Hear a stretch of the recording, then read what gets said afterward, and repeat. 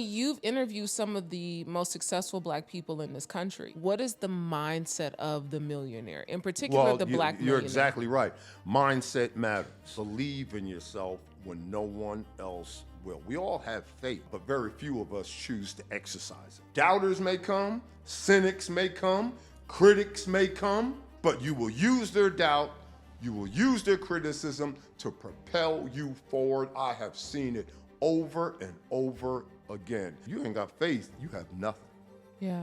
We're here to magnify the Lord. And that's all the Bible is. It's nothing but a series of case studies of folks that have overcome obstacles, overcome challenges, and after they did so, well, they magnify the Lord. Yeah. So sooner or later, when are you going to magnify the Lord? When are you going to place your fingerprints on life and prove that you were here? Know your value and know your worth, because Black millionaires certainly do. So we got what, 3.1 million Black businesses? 95% of them are small businesses. I'm not knocking that. So what do small business owners and operators do? Well, damn it, they run small businesses. But what do entrepreneurs do? Well, they change the world. You write the book, Think and Grow Rich, A Black Choice. People know that this is also the sister-brother book to Think and Grow Rich, Napoleon Hill. And out of all these interviews that you've done, hundreds, what do you think has been the biggest baseline of success across the board, the common thread that ties all of them together?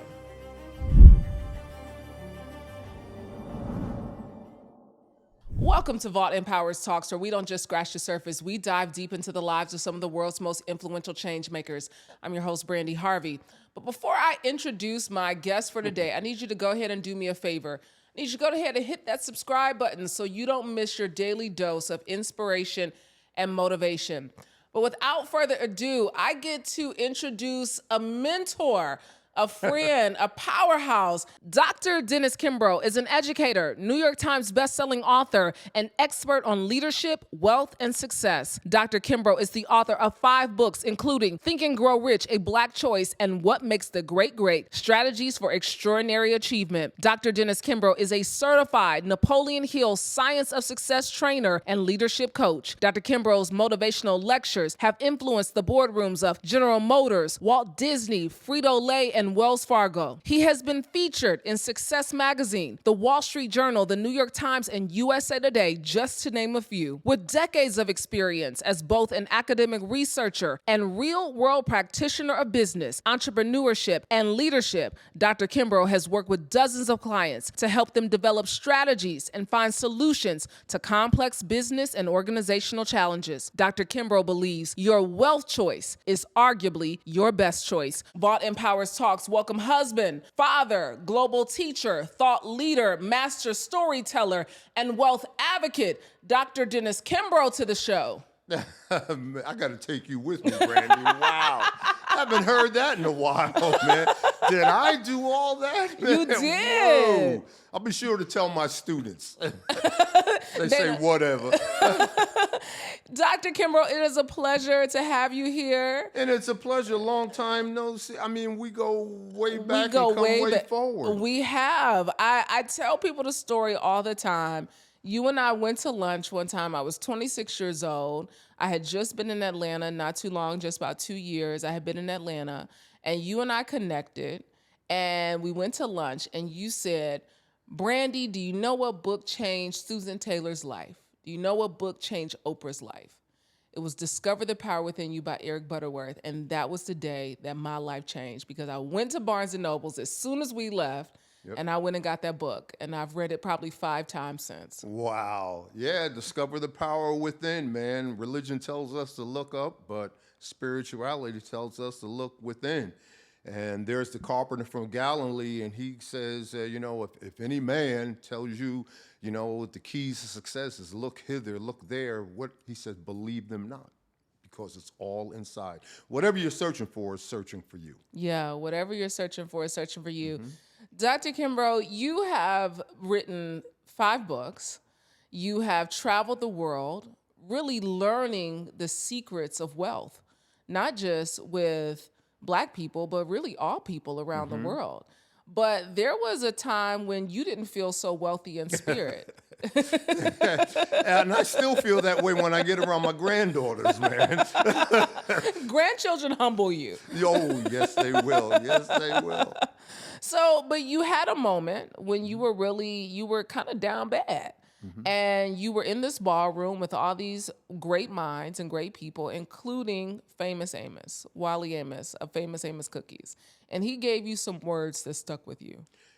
Yeah, and you really did your homework on that, because that was a time period I had finished what was the transcript of Think and Grow Rich, A Black Choice, and I didn't know that it was going to be published. I mean, the universe threw it out there, and so W. Clement Stone, every year the Napoleon Hill Foundation would have the gold medal dinner. And they would honor all the writers, all the speakers, all the, as you said, change agents, peak performers. And he said, Dennis, I'm gonna fly you out there. You really need to, be in this environment and everything. And here I am, and I'm saying, all right, I finished the manuscript. What in the world is going on? Hoping for my life to be normalized. And I was down, because that 7-year period of writing that book, I was really living off my wife's earnings as an accountant. 3 small children, robbing Peter to pay Paul to go travel here, airlines, lodging, interview another person. And there I was, Og Mandino was there, Norman Vincent Peale, and Wally Amos. And after it was over with, everybody was, bum rushing Og Mandino and Wally Amos, and of course Norman Vincent Peale. So I waited my turn where I could get one-on-one with Wally, sort of an event where I could bare my soul, brothers talking to brothers and the like. And he just looked at me and he just gave me so many key points. He said, number one, young man, raise your level of vision. We don't see the world as it is. We see the world as we are. Yeah. Okay? If you and I stood on railroad tracks and we looked down the train tracks, and you would say, gee, Dennis, looks like the tracks are coming together, but the tracks never come together. Otherwise, the train would fall off the tracks. Yeah. All right, so let's go down to Atlanta or whatever, down to Florida, and look out across the Atlantic Ocean. And you might say, gee, it looks like the sky and the water meet. Well, the sky and the water never meet. Otherwise, there's no such thing as gravity. Those are 2 instances of your physical eye lying to you. You started this off with a prayer. Okay, we speak to God through prayer. God speaks to us through intuition and our imagination. And the biblical verse, do you believe in God? Yes, of course I believe in God. Well, the other part of that verse is, well, believe in me also. So, Brandi, who is the other voice, the me also? Well, that's your imagination. And what he was trying to tell me, whatever thoughts, whatever visions you have in your mind, keep in front of your mind. And young man, all the good will come to you. Yeah. Just keep doing what you're doing. And so he gave me so many different tidbits of what he discovered over the course of his life. But it all goes back to what Wally said about the self-concept. Do you believe in yourself? I tell my students, I'm probably one of the few individuals who, all right, so I had a presentation a couple of decades ago, Sony Columbia Records. That was the first label that Beyonce signed, okay? And they told me stories about Beyonce. They flew me down. There was their annual strategic planning and the like. And they flew me down to give a, hour and a half presentation. And I got a chance to meet these individuals. And when they shared the story that when Beyonce was age 13, 8 years old, she didn't believe. She doubted herself, okay? Now hold on to that picture for a second. One of the last interviews I had was with Bonnie Sledge, Sister Sledge, okay? And we were in Arizona, and she told me that, okay, you got 4 sisters, Sister Sledge, and all 4 of them got college degrees from Temple, and they had a name for themselves in the Far East, but they didn't have traction here in the United States. And they wanted to elevate and raise their brand and blah, blah, blah, and they just couldn't crack it. They got to the point. that they said, enough of this. If we don't hit it soon, we're going to use these college degrees going to corporate and blah, blah, blah, and forget about our dream until the songwriter, Niles Rodgers, wrote, We Are Family specifically for them. So when they got the music, they went to the manager. She told me they went to the manager, and the manager said, no, don't do it, blah, blah, blah. But they had a feeling in their spirit, no, we're going to, as you know, it became their anthem. Yeah. Okay? Fast forward the videotape another 10 years, and there I am with 3 of the 4 women of En Vogue. And I asked them, I said, so what was it like coming through the ranks and blah, blah, blah? And what did one of them tell me? Man, we didn't know if we were going to make it or not, but all we knew, we wanted to be just like Sister Sledge. Wow. And when they told me, Sony Columbia Records told me that Beyonce, when she launched Destiny's Child, they wanted to be just like En Vogue. So what is the common chord? Believe in yourself when no one else will. Yeah, absolutely. When no one else will. Now, that might be an easy charge, but I don't know. One of the things that I do, okay, so here we are, we're about midterms, and I didn't do it this year, but I've done it a number of years. First day of class, I don't hand out my syllabus. I really want to take measurement. I really want to find out who's in my class. So what do, Brandi? Or what I did in the past, on every chair, on every desk, I would have an index card and a number 2 pencil. And I wouldn't say a word. So the students would come in expecting, okay, I'm going to deliver the syllabus and we're going to go over it and everything. But I didn't do it. I just sat there and I just wanted to see what would be the response. So finally, after about 10 or 15 minutes, Dr. Kimbro, what's with this card? Blah, blah. Oh, that index card? I want you to write your story. What do you mean, write the story?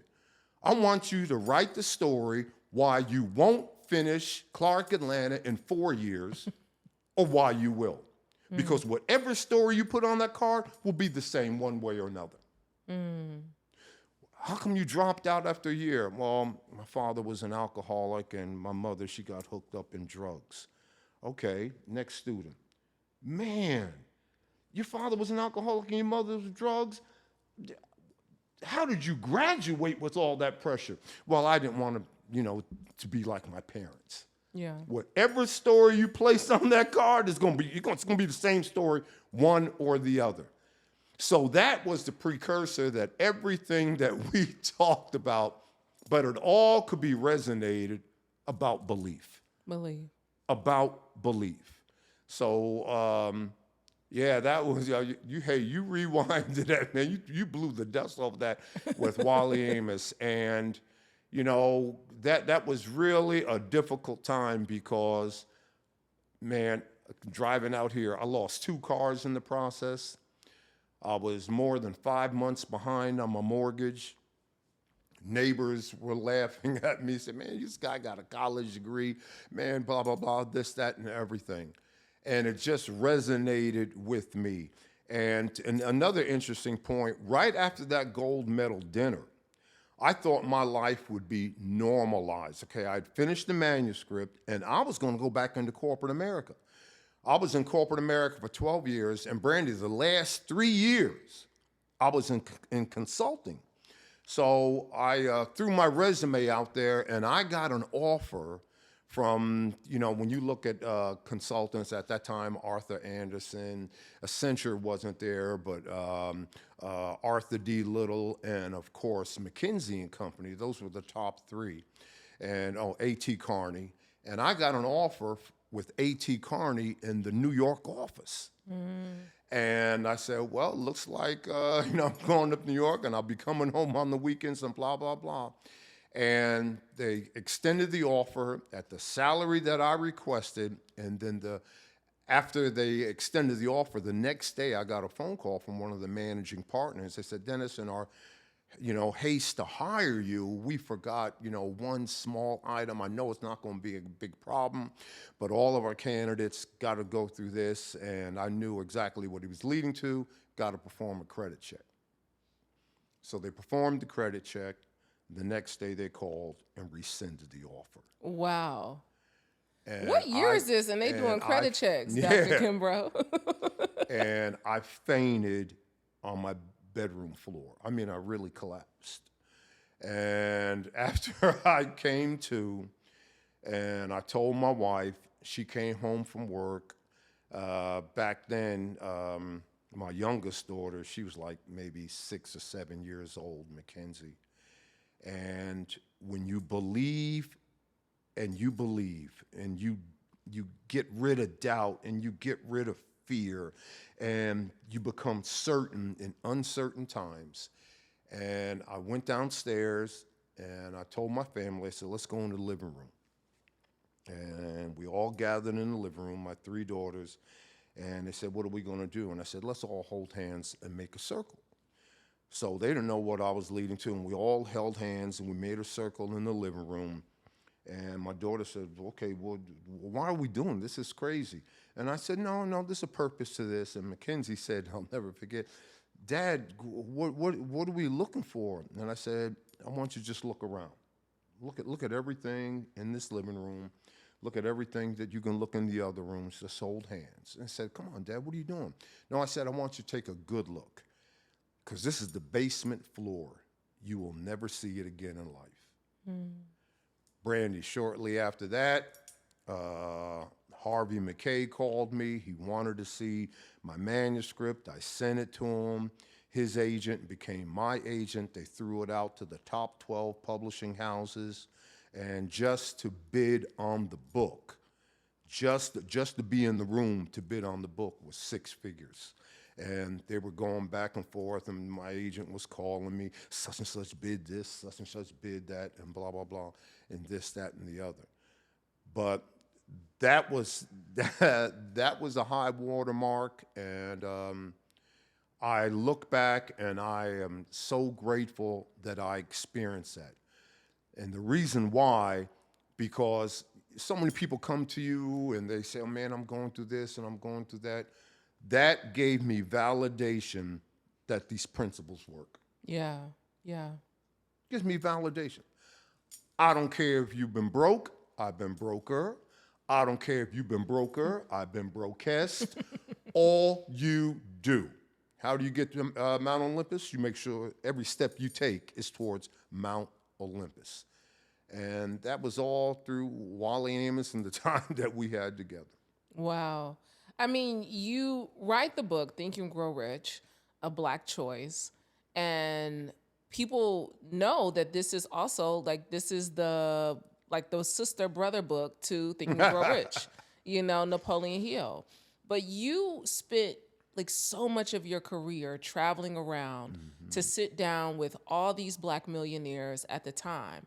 And even fast forward to your latest book that came out in, 2014? 2014 paperback, 2013 hard copy. Yeah. I mean, you've interviewed some of the most successful Black people in this country. What do you think has been the biggest baseline of success across the board, the common thread that ties all of them together?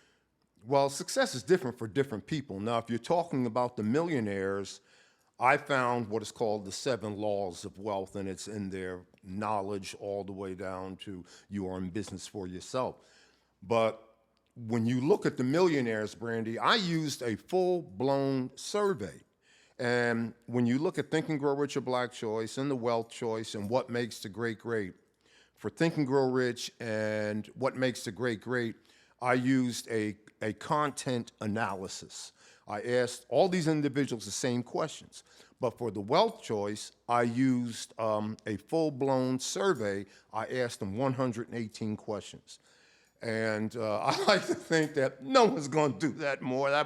That was another 7 years. And my wife said, what's with you in these 7-year books, man? Well, that was part of the advice that I received from my committee chair back at Northwestern.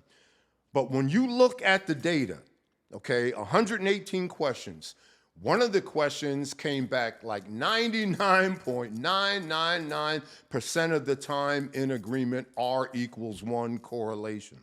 What age were you when you crossed the 6-figure barrier? They all crossed the six-figure barrier by age 30, okay? Outside of those 7 laws, okay, what were the idiosyncrasies that kept the process driving? As you look back as a millionaire now, what are the inner rules that you never compromise, that you never violate? And there were 2. Number 1, Brandi, here we are in a sumptuous house and we're surrounded by your technicians and the like, and this applies, I don't care who you are out there in cyberspace watching this video. As soon as you get up in the morning, okay, people are making money off of you, okay? As soon as you get up in the morning, all right, it's cold in your house, you gotta cut the heat on, you gotta pay for the heat. All right, you get up, you brush your teeth, you got to pay for the toothpaste and the toothbrush. You're hungry, you go to your refrigerator, you go ahead and cook breakfast. You had to pay for those groceries. Somebody for 24 hours, 7 days a week, 365 days a year is making money off of you. Well, what does that have to do with millionaires, particularly black millionaires? They ask the question, well, who's paying you? I don't care where you are in life and what you're doing in life. That's a question that all of us have got to answer. Not only who's paying you, but when are they paying you? Make sure they're paying you while you're sleeping. Yeah. Make sure they're paying you while you out in Dubai or you on the beach with an umbrella drink in your hand. So that was number 1. And the other one is, all right, so the average millionaire gets a dream sometimes in their age 30, and they really don't become a millionaire to the early age 50. Okay, now people ask me, well, what in the world takes them? A lot of them got comfortable on the way. Okay, you imagine this exponentially. All right, so you're dead broke, you get the dream, now you're age 30, and now you're pulling down 100,000. Whoa, that's a change from broke to 100,000. And now you keep doing, and now you're 41, and you're pulling in $250,000 a year. Well, you know, of course, any amount of money can be spent, but $250,000 of a year, you can sort of outrun your debts. You got a couple of kids in college? All right, here's the tuition. I'm still cool. I still got my lifestyle. Ain't nothing changed. Oh yeah, we going to the Super Bowl and we going to do that. And then you keep going. Now $500,000 a year, but the same drive isn't there when you were 0 to 100,000. Yeah. Okay. So what is that leading to? It's leading to, number 2, they live by the fact, don't let anybody pimp your gift. All right? You can have $41,000, $42,000 cash in your pocket, and you can go to Barranco Automotive in Buckhead, Mercedes-Benz. Ain't nothing in that dealership that you're gonna buy for $43,000, for less than $43,000. Yeah. Is that being, you know, hey man, cut me a deal, cut me a break? No. And I interviewed Greg Barranco. I know what he went through. Don't let anybody pimp your gift. Know your value and know your worth, because black millionaires certainly do. So that was a part of it. But that book and what I did, and let me share this with the folks out there. Okay, so just imagine your old professor. I'm graduated from Northwestern, and right before I defend my dissertation, my committee chair says to me, he says, Dennis, don't look at your dissertation as a requirement for your degree. Look at your dissertation as your first book. And so here I am, and my dissertation was on wealth and poverty among underdeveloped nation states. I'm granted the degree. I immediately turned to my wife and I said, I know my first book. And she says, what is it? I don't want to study poverty. I only want to study wealth. And I don't want to study nation states. I only want to study individuals. So what did I do, Brandi? I pulled out a legal sheet of paper and I wrote 60 names on that piece of paper of men and women who I knew were peak performers and wealth creators, and I was going to interview them. After I interviewed those 60, I wrote another 50 or 60. Went out, I quit counting at 150 interviews. But who were the first 5? Okay? I'm in corporate America, and I work for a pharmaceutical company that transferred us from Philadelphia to Atlanta. They were training me. They thought they were training me to be a district sales manager, but I had other plans because I was working on this book, and I was taking sick days and holidays and blah, blah, blah to interview folks. So I'm carrying the bag, And I'm calling on a doctor in Atlanta. And I'm in the waiting area, wait to be pulled back by one of the nurses so I can talk to the physician one-on-one. So I'm in the waiting area, and I'm in the sofa, and there's an end table. And I know exactly what I'm going to say, so I reach over and grab the first magazine on the end table. Brandi Harvey. That magazine was an old issue of Time magazine. Let me tell you, you started this off with a prayer. Remember I said we speak to God through prayer, God speaks to us through intuition? So I grabbed it, and on the cover was Martin Luther King. It was an old Time magazine that profiled Dr. King when he led the Montgomery bus boycott. And I open it, and I'm reading that, and that article said that when King led that boycott in 1955, there were only 5 black millionaires in the United States and listed their name. Wow. How long do you think it took me when I got home to send letters to those 5? And what's remarkable, 4 of the 5 were living. Wow. Only one had transitioned. That was Charles Clinton Spalding. But that didn't stop me from driving up to Raleigh-Durham and spending 2.5 days with his family, with his business partners, with his employees to find out what type of individual is this, blah, blah, blah. And the other 4 was still John Johnson, Ebony Magazine. Got him. S.B. Fuller, got him in Chicago. I also got George Johnson, Johnson Products, hair products, and the like. And then last but not least, T.M. Alexander, who was right here in Atlanta. So after that, I was on my way and the like. But, and what was remarkable about this, we are the only, and we still don't. And I tell folks, we still do a poor job chronicling the efforts of our wealth creators. Yeah. Every other group does that. And you doubt me? Okay, so 1897, W.B. Du Bois writes The Negro in Business, all right? He taught at Atlanta University, same school that I teach now, Clark, Atlanta, taught economics, taught civics, taught history, taught sociology. The man even taught Greek. 3 out of the 9 years that he was at Atlanta University, he was university chaplain. So in the summer months, he got on a train from Jacksonville, Florida, all the way up to Boston. And every stop along the way got off and interviewed black business owners. He had a survey, and I saw his survey. And so that book was written in 1897, The Negro in Business, quote unquote, first black business book. It's about 800 pages. Only your best libraries have a copy of it. You can get a copy at the Woodruff Library at CAU, in the AUC. They'll place you in a carrel, and the special assistant librarian will come out, put her gloves on, hand you in there, close the door to the carrel. When you get through, you give the book back. You may not want to read all 800 pages, but read the first 30. Because Du Bois, Black America's most prolific scholar, says within those first 30 pages, and they're still apropos today. Number 1, he says the man or woman who won't control his or her finances won't control anything else. If you don't, what Du Bois is saying, if you don't care about the money in your pocket, what do you care about black on black crime? Yeah. What do you care about dropout rates of black high schoolers? What do you care about the state of our community if you don't care about the money in your pocket? Then he says nothing positive will ever occur in a community that fails to circulate its dollars. Yeah. And that's us now.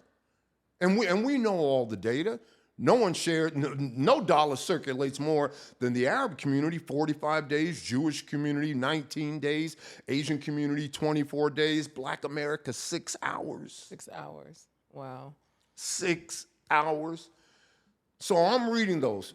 15 years later, in 1913, Booker T. Washington writes his 3rd book and used the same title of Du Bois, The Negro in Business. Now, this will break your heart.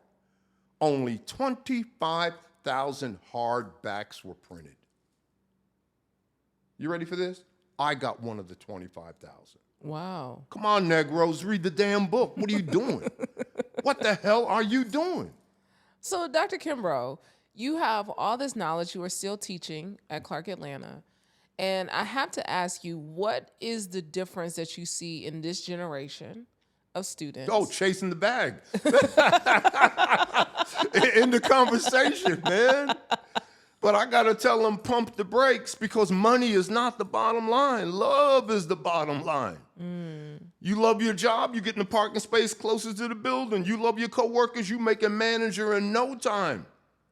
I mean, love is you love your customers, entrepreneurs. Guess what? You're getting more customers. Yeah. And that's not me. That's Adam Smith, The Wealth of Nations. So, chasing the bag. And what I like I love the energy. I love the passion. I love the creativity. I just love, there I am with Damon John, and I said, Damon, give me the 2 traits, 2 qualities, 2 values, 2 factors that we need today to be hyper competitive. And he said, number 1 is creativity. And what is creativity? It is the ability to summon an idea. Yeah. All right, so I know I got this on my docket.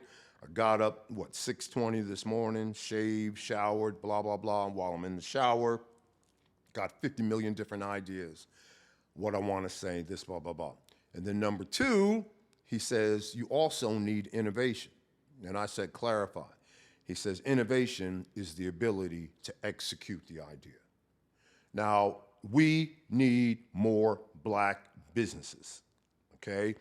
But we need those black businesses that employ, those black businesses that need VC, venture capital. Yeah. Because when you look at the data, okay, so we got 3.1 million black businesses, 95% of them are small businesses. I'm not knocking that. I mean, I go to black small businesses all the time. So what do small business owners and operators do? Well, damn it, they run small businesses.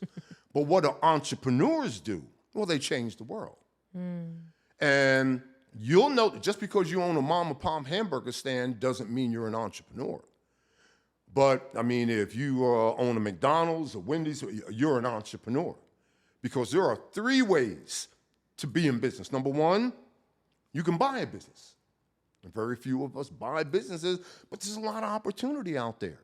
I mean, you go back to the 1980s, there were barely, 1,400 private equity firms back in the 1980s.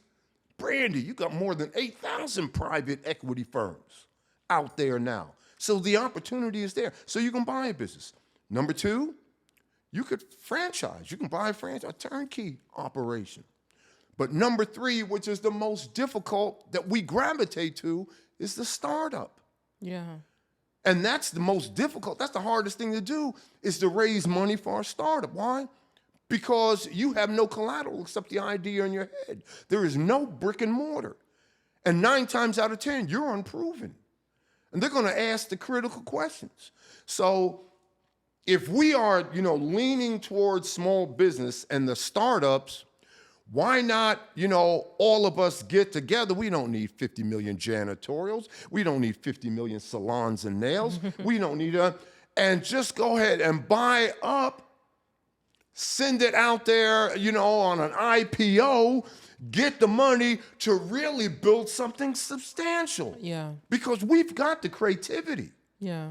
And then I don't care what line of work you're in. It comes back to adding value, and there's only 6 ways that you can add value. Number 1, you can be the best. Okay, Mercedes-Benz, Lexus, Toyota. Number 2, you can do it faster. Jiffy Lube, Quick Trip. Number 3, you can do it cheaper. Amazon, Target, Walmart. Number 4, you can give more. Dollar General, Costco, Sam's. Number 5, which is black women. And black women, you need to do this, black women. Y'all need to get together and control the world. Why? Because number 5 is what you guys do in your sleep. It's like breathing. You do it differently. Yeah. And everybody bites off of you. Everybody bites off of black women. Yeah. What's the fastest growing demographic out there today? Biracial couples. They biting off you, girl. I mean, marketing is no longer price, product, place, and promotion. Today, marketing lies at the intersection of technology and culture. Technology and culture. And culture. And then last but not least, have fun. Chuck E. Cheese, Carnival Cruise Lines. Yeah. That's where it is today. I mean, that's where it is today, Dr. Kimbro, but there's a mindset. Yeah. There's a mindset of the millionaire. Yep. And what does that mindset, out of all these interviews that you've done, hundreds and hundreds of interviews that you've done over the years, what is the mindset of the millionaire, in particular the black millionaire? You're exactly right. Mindset matters. You know, as my friend Simon Bailey, now we live in a creator's economy. Okay, we started off agricultural, then we went industrial, and then we went, technological, informational. Now, where are we now? Well, we're in the creator's economy, and what does that mean? You create your own economy. You do.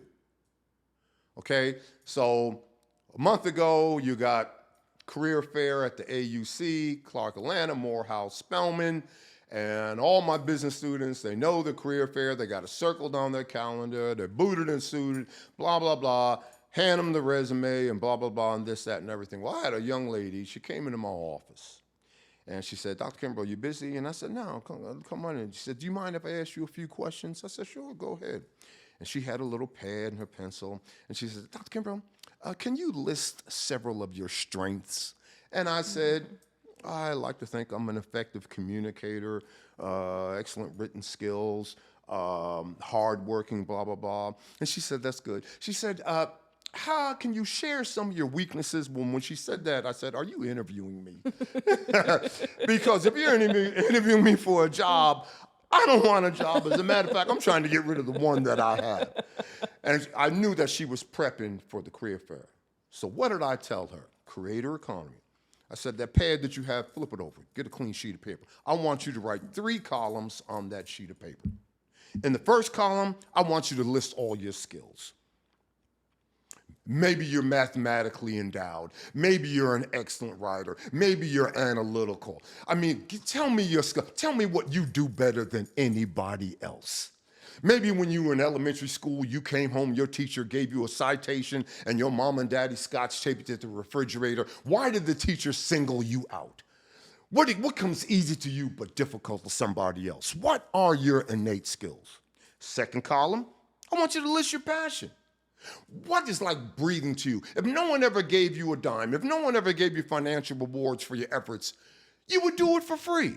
You're like Magic Johnson. You're like Michael Jordan playing the championship basketball game. Can you believe they're paying me for this? I would do it for free. Well, what would you do for free? And in the third column, I want you to list all the businesses, list all the enterprises, list all the companies, list all the organizations, list all the industries who could benefit from an individual like you that has these skills with this passion. That's all you need to do. So what am I saying, Brandi? What we do, creators economy, you're looking for like-minded individuals. You're looking for individuals who believe what you believe. And you've got to ask yourself 4 questions. Number 1, where have you been? Now, you told me you were early 40s. All right, I'm 73.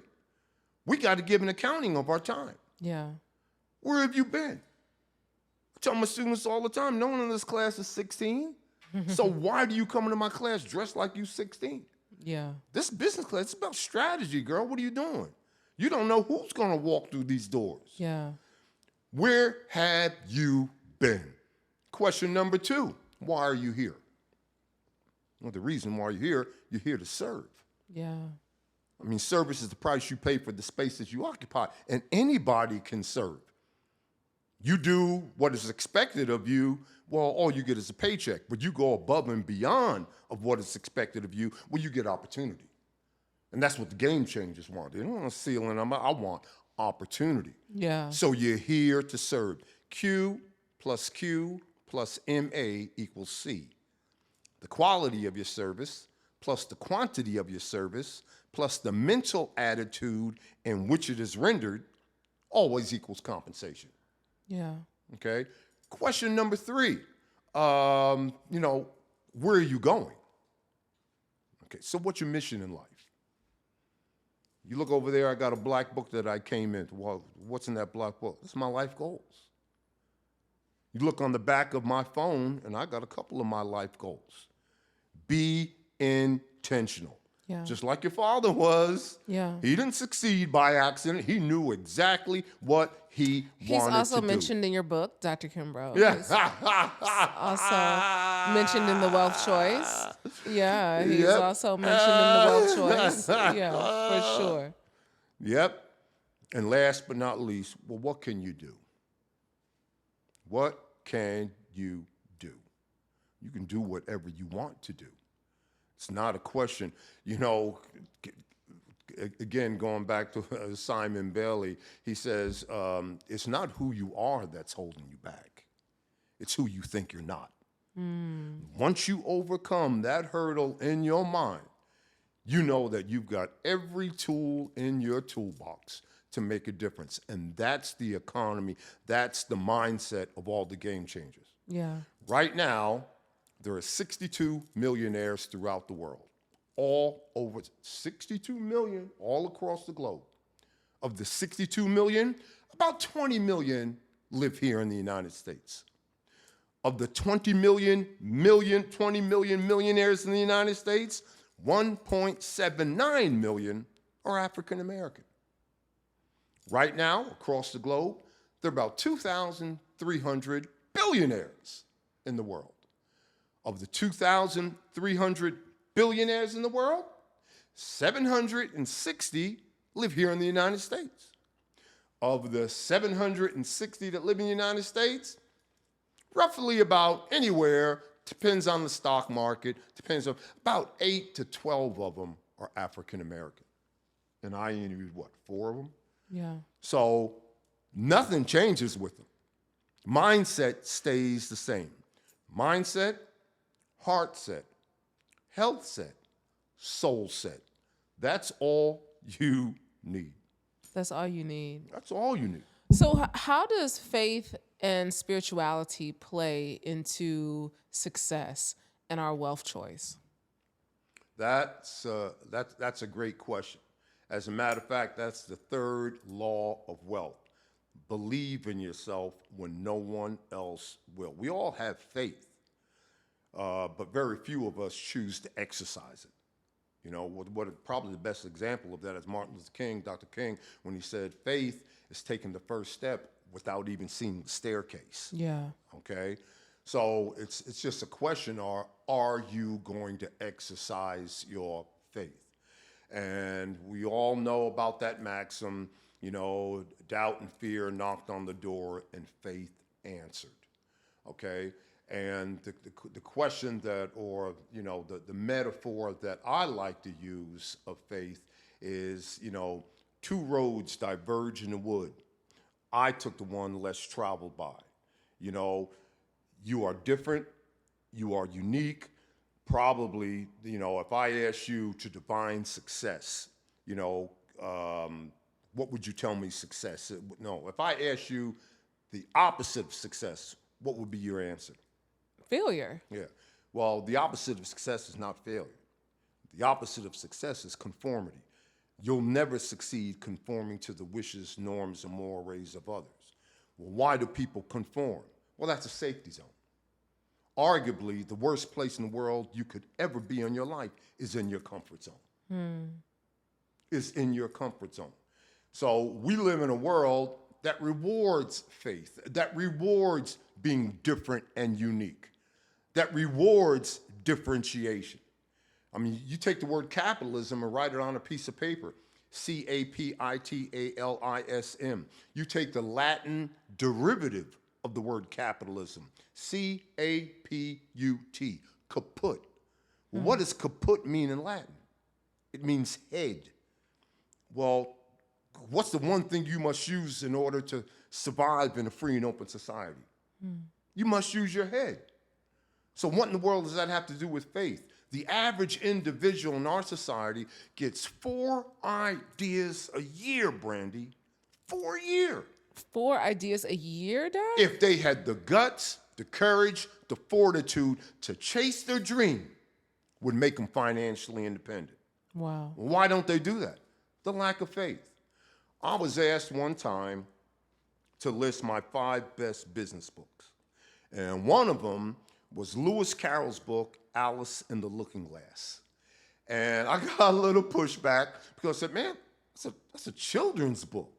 That's like a bedtime story you read to your kids, almost like a nursery rhyme. I said, there's nothing childish about Alice in the Looking Glass. He said, what do you mean?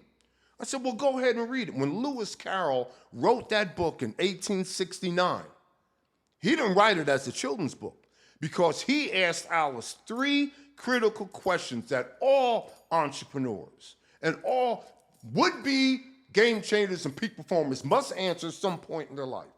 So there's Alice, and we know the looking glass is a mirror. Alice is walking and sees the looking glass and sees her image. And Lewis Carroll says, Alice, what do you see? And Alice is looking at it and blah, blah, blah. Then he asks Alice a second question. He says, Alice, do you see what you want to see, or do you see what the world wants you to see? Yeah. And then he asks Alice the third question. He says, Alice, are you willing to take the final step to create what you see so the whole world can see it? Now, what does that have to do today? Well, Lewis Carroll is describing Alice in the Looking Glass. But when I read that, I'm thinking of Jay-Z. Because when Jay-Z lived in the Marcy housing projects in New York, that little apartment that mother and father and everybody was living in, there was only like 2 or 3 windows in there, and one of the windows was in the kitchen, over a faucet, over a sink. And his mother would constantly say, why do you keep looking out that one at the gangbangers and crackheads and those who just physical assaulted and all blah, blah. And Jay-Z, what did he say to his mother? I'm not looking at gangbangers and drug abusers. Mom, that's my future I'm looking at. Because he was willing to take the final step. You ain't got faith, you have nothing. Yeah. You have nothing. You have nothing. We're here to magnify the Lord. Yeah. And that's all the Bible is. The Bible, especially the New Testament, is nothing but a series of case studies of folks that have overcome obstacles, overcome challenges, Yeah. and after they did so, well, they magnify the Lord. Yeah. Yeah. So sooner or later, when are you going to magnify the Lord? When? Henry David Thoreau said, don't die with your music left in you. Well, who in the world was Henry David Thoreau, Dr. Kimbro? Well, he was Ralph Waldo Emerson's prize pupil, okay? And as we know about Henry David Thoreau, he was incarcerated later on in his life because he refused to pay his income taxes because he didn't like the way that Native Americans were being treated, and he didn't like the way African Americans were being treated. He said, I'm not paying taxes for this. So they threw him in jail. His teacher, Ralph Waldo Emerson, goes down to the jail to talk to his prize pupil. And he says to Ralph Waldo Emerson, he says, Henry, what in the world are you doing in there? And Henry David Thoreau looks out behind the prison's bars and says, Dr. Emerson, what are you doing out there?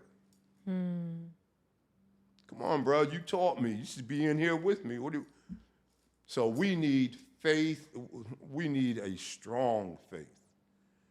We need an enduring faith.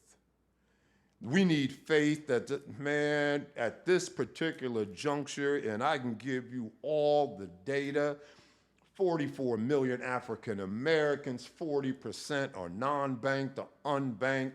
Only 1 out of 3, actually less than 1 out of 3, any types of savings, robbing Peter to pay Paul. Come on, man, we got to ramp it up. We got to change the paradigm. Yeah. We got to change the paradigm. And what you're doing is critical, taking these stories forward, because you never know. You never know. You're speaking to a different audience today, and we need these visual images. We need them desperately. Absolutely. Absolutely.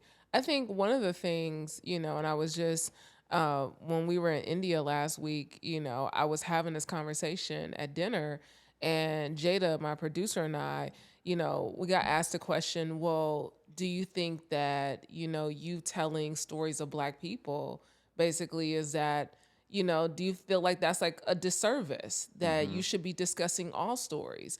And I thought about it for a minute, and I was like, well, we do discuss all stories, But I think it's imperative for us to talk about our stories, because if we don't, they will write us out of history and say we weren't here. They will say we didn't exist. They will twist the narrative and make it something that wasn't true. And so I know that it's important for us to talk about our own wealth choices, our stories of success, our stories of triumph. It's important. And so as a teacher, though, you are still a professor. What is exciting you about this new generation of creators?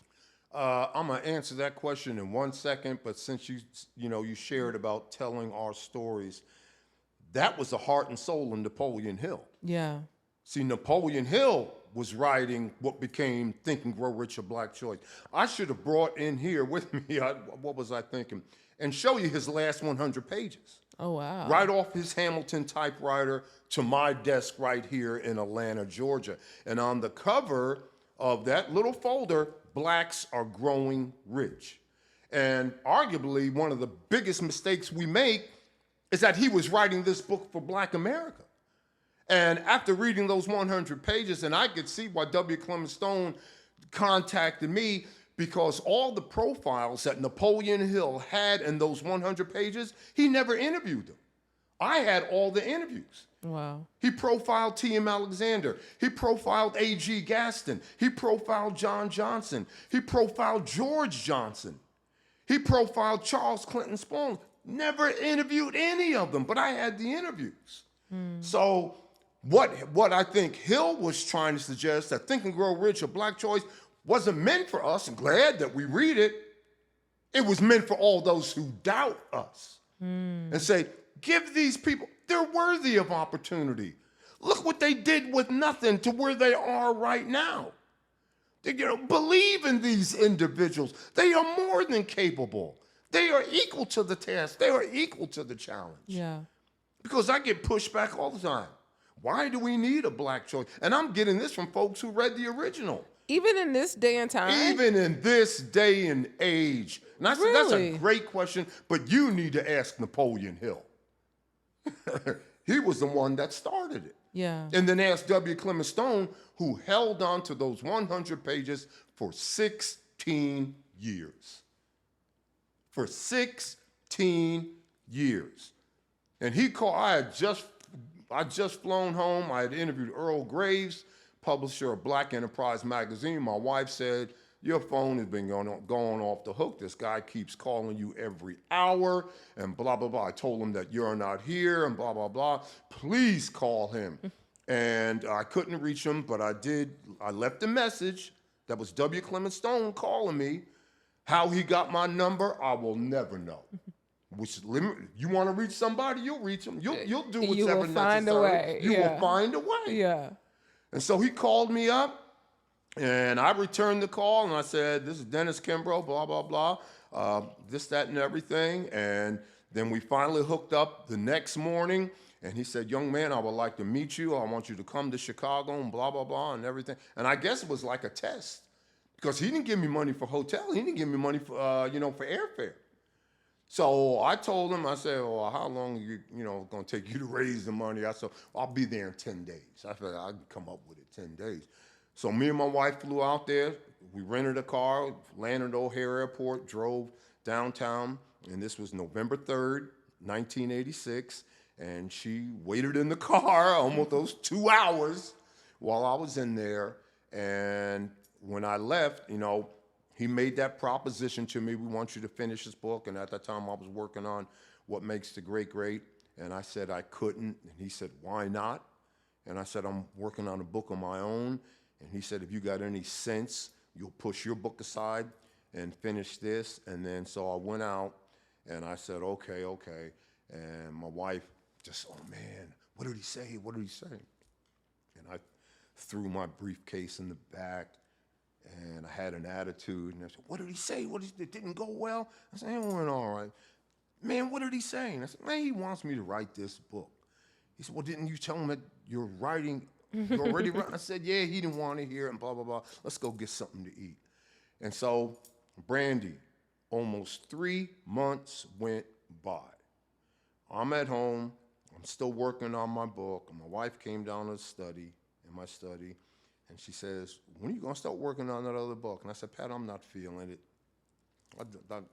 He said, well, those folks back in Chicago think that you're working on this book. You need to tell them something. You need to tell them one way or another. I said, okay. So I wrote about 90 pages, overnighted it, sent it to the Napoleon Hill Foundation. They opened the envelope, and they had a team of 3 or 4 writers and editors and everything. They read it. They threw it in the trash. No problem. So this time, I wrote 125 pages, overnighted, sent it up to them. They read that, threw that in the trash. But this time I got a phone call from the executive director of the Napoleon Hill Foundation, a gentleman by the name of Michael Ritt. And he said, Dennis, we received your work, your writings, blah, blah, blah. You're an excellent writer, but we want you to do us a favor. And I said, sure, if I can, tell me, what do you want me to do? They said, take your doctorate, take your PhD, put it on a shelf. You won't need it for this assignment. And I said, translate, what do you mean? He says, we want you to write this book as if you're writing a letter to a friend. Brandi, I'm so glad I went through that. Why? It changed my writing style overnight. It changed it overnight. In other words, they wanted me to write a book that no matter where you were in your development, no matter your age, no matter if you picked up the book, read a passage, and then didn't pick it up for another 50 years, it was still right on time. Yeah. And so I did it. I sent it to them, and the rest is history. Now, you asked that question about mindset and about faith. That was one of the hallmarks of all these individuals. They were unbelievably passionate about what they were doing. You know, all the folks, Brandi, that we look up to, all the folks that we admire, all the folks that we hold in our heart with endearing attitudes and the like, at one point in their life, they were doubted. Yeah. At one point in their life, they were laughed at. They were scorned. Cynics and doubters came and blah, blah, blah. And what was the critical difference? And this goes back to Hill. They had a burning desire. Not a desire, a burning desire. What is a burning desire, Dr. Kimbro? A burning desire is an inner candle, an inner flame that cannot be extinguished. Yeah. We all got desires. All right? I got a desire. Man, I was looking at my clock. Man, I got to go get me another suit, blah, blah, blah. That's a desire. Do I want, to get an upgrade on one of these bathrooms? That's we all got, I got a desire. My daughter said, Dad, I hope you got a desire for a new car. You held on to that car a little bit too long. Hush, child. We all got 50 million desires. Yeah. But a burning desire, like I said, is an inner candle, an inner flame that cannot be extinguished. And though the worst may come before you, doubters may come, cynics may come, critics may come, but you will use their doubt, you will use their criticism to propel you forward. I have seen it over and over again. Just like John Johnson of Ebony Magazine, I'm probably the only person, I might be the last person that got a chance to interview him. I had interviewed him twice. Wow. And he told me, he said, young man, he said, I was telling him when I did interview him all the tough times I was going through and folks, blah, blah, blah. He said, man, the first no of the day means good morning. So that was the inner candle, and that's what propelled them forward. You know, one of the things that, and I need to go back to this, but for the longest, all right? So I've been a professor going on 30 years now, and for the longest, Brandi, my first day of class, I would always give my students the 4 greatest prayers. 4 greatest prayers. And I'm out there speaking out, and I ask folks, do you even know the 4 greatest prayers? And invariably, I'll give this to my business students. Dr. Kimbro, what in the world does this have to do with business? And I tell them not a damn thing. But I've been around the block a while, and I don't care if you're going to be a corporate climber, you're going to be an entrepreneur, whatever. Sooner or later, life may knock you on your knees. Yeah. When you get there, here's some excellent reading material. So number one, Lord's Prayer, Our Father. Didn't say the black father, the white father, the Asian father, Hispanic father, our Father, who art in heaven. Our Father. Well, that means that we're all interconnected. Okay? Sermon on the Mount. Blessed are the peacemakers, for they are children of heaven. What is that? What does it mean being a peacemaker? That doesn't mean that me and you, we exchanged words and then a couple of weeks later we embraced and we got over it. No. What's a peacemaker? Those individuals who have peace of mind. The day you were born, Brandi, the stopwatch went off. And now you are an active participant in the game of life. Yeah. Well, what in the world is a game of life? It's unlike any game that you have ever played in your life. Because number one, it isn't played on a field. It's not played on a tennis court, not played on a basketball court, not played on an Olympic pool in a swim lane. Well, where is it played? It's played in your mind. Number two, there are no opponents. You are the only competitor. And who are you competing against? Yourself. Number three, what are the mile markers to make sure that you're getting close to winning the game of life? That you don't make money your goal. Yeah. You make the wise, productive use of money your goal. And number four, you know that you have won the game of life when you receive the ultimate prize. Dr. Kimbro, what in the world is the ultimate prize? The prize in the game of life, the gold medal in the game of life, the lottery winning in the game of life is the peace that passes all understanding. Money may not give you peace. We violate the first commandment. I'm the Lord your God and you have no gods before me. Some people make money their God. They might make their clothes their God, the car their God, whatever. What do you put before God? A lot of folks put their career before God. Yeah. The peace that passes all understanding. And that's all we should shoot for. That's all sooner or later. Napoleon Hill wrote 16 books. If he would have lived 1 year longer, what became Think and Grow Rich, a Black Choice would have been number 17, okay? By far, to me, outside of the original Think and Grow Rich, he wrote a book that, to me, is his all-time favorite, and it is The Master Key to Riches. The Master Key to Riches. Why in the world do I like The Master Key to Riches? Because in all of his books, Hill finally comes clean and tells the world what is true success. He says true success is a 6-pointed star, and you can judge, you can gauge wherever you are in life based on these 6 points. And number one, the number one, top of the list, the number one star is peace of mind. Wow. Is peace of mind. Because I've been around folks, all the money in the world, couldn't find peace with GPS, couldn't find peace with a roadmap. Yeah. I've been around folks with very little money, but all the peace in the world. Osceola McCarty.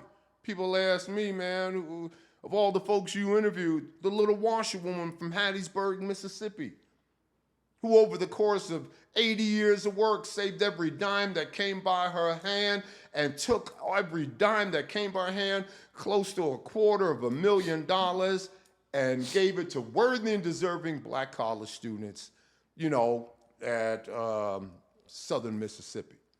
All the peace in the world. And when I spent that day with her, just me and her in her little humble home in Hattiesburg, Mississippi, this will blow you away, Brandi. She received every award in the world from every type of leader, every type of government, every type of organization, and she received the highest prize a private citizen can receive in the United States, the Presidential Medal of Honor. Okay? So there I am, and she was sitting in a rocking chair, and she was holding her old beat up, tattered, covered Bible, scotch tape, to keep Corinthians from falling out. And I had my tape recorder, had my notes, and I said, Miss McCarty, you did receive the highest award from President Clinton, didn't you? She said, are you talking about the Presidential Medal of Honor? I said, yes. I said, can I see it? She said, you would like to see it? I said, yes, Ms. McCarty. So she gets up out of her rocking chair, she grabs me by the elbow, and she takes me to her dining room. Listen to this, Brandi. In her dining room is her dining room table, and on that dining room table are mountains of plaques, awards, citations, all types of honors. And she goes just like this. It's in here someplace. I said, Ms. McCarty, you need to come. But that wasn't her. Yeah. That wasn't, and that's the difference. No ego here. No ego here. And I'm not saying, I like it when I'm at the airport and people pull me out of line. Oh, Dr. Kimbro, I can't believe I'm meeting you. I read your book. It changed my life. I like it when I'm walking down the street in my hometown and folks blow the horn and they hold up the book and blah, blah, blah. I like it when people say, oh, man, your book changed my life. Yeah, I like it. But, Brandi, I don't need it. Yeah. I don't need it. Because if you like that praise and glory and you don't get it, you need it and you don't get it, well, you're immobilized. Yeah. And we see it with folks today. Bro, this game isn't about you. It's not about recognition. I mean, you're in your early 50s, so... 40s. Early. 40s, I don't want to age 40s. you. Don't do me like that, yeah. Doc. Don't do me like that. Yeah. So why were you born in the late 1980s, early 1990s, or whatever? Well, the universe wasn't ready for you. Yeah. I was born in 1950. They weren't ready for what you were about to bring to the table. Yeah. My father would tell me all the time, he said, son, I missed my ship, but you are right on time to catch your boat. Okay? They weren't ready. But now, the time is here, and you're here at this particular moment in time. All the stop signs have been moved. All the traffic lights are green. You are ready to go ahead and run the race of your life. And that's what John Johnson, when I interviewed him, was trying to convey to me. Because I asked him, I was trying to ask questions about money and wealth, and he didn't want to talk about none of that. He said, young man, you don't have to go across the country to interview folks. He said, all you got to do is look at a relay race. And I said, what do you mean, Mr. Johnson? He says, a relay race isn't won or lost in how fast the runners are. A relay race is won or lost in how capable one runner can pass the baton from one to the next.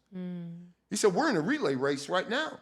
He said, in lane number 1, we got Colin Powell. In lane number 2, we got Oprah Winfrey. In lane number 3, we got Ron Brown, Secretary of Commerce. In lane number 4, we got Susan Taylor, whoever. Men and women who have run the race of their lives, they come around the final turn, and now they're coming down this straightaway, holding this baton called success, leadership, and achievement. And we've got to make sure that the next generation is ready to grab the baton and run the race of their life. Yeah.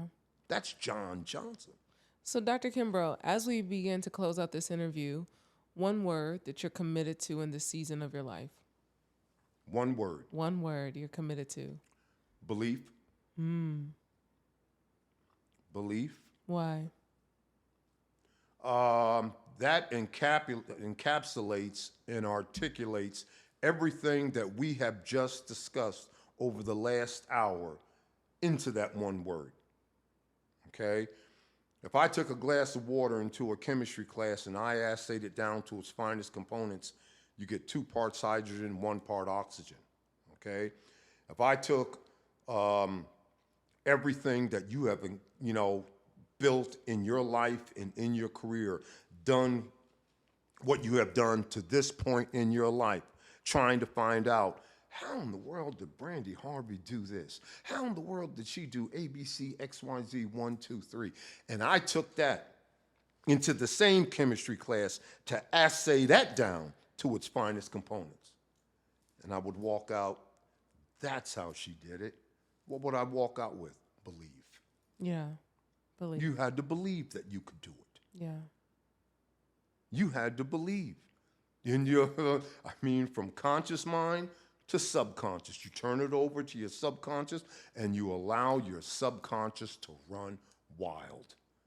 When you allow it to run wild, but limit distractions. Just like Steve Jobs said, he said, there's only 4 aspects of a business. He said, number one, the number one goal of a business, he said, don't build a business, build a movement. Build a movement. Number 2, make it easy for your customers to do business with you. Okay, what in the world was Steve Jobs saying? He's saying, and I tell my students all the time, there are 21 different ways to market or sell a product or service. Now, we were talking about this generation. They all subscribe to internet, which is number 21. And I tell them, 20% of your race lacks broadband. You're not going to sell to them? Come on. So he said, make it easy for your customers to do business with you. Number 3, according to Steve Jobs, total craft mastery. When you can't do anything else, work on yourself. Work on yourself. And then last, according to Steve Jobs, when are you going to place your fingerprints on life and prove that you were here? When? When are you going to put your thumb, when are you going to poke a hole in the universe and prove that you were here? And that's a powerful metaphor for life. Yeah. Dr. Kimbro, thank you so much for sharing your Thanks wisdom, for having me. your knowledge, all your success principles with us. I think this is perfect for our audience. Be sure to subscribe. Be sure to like. Be sure to share this with someone who needs to up their belief in this season of their life, who needs to remove some distractions and put their fingerprint and prove that they were here in this life. I'm your girl, Brandi Harvey. Until next time, eat well, give a damn, move your body every single day. Peace.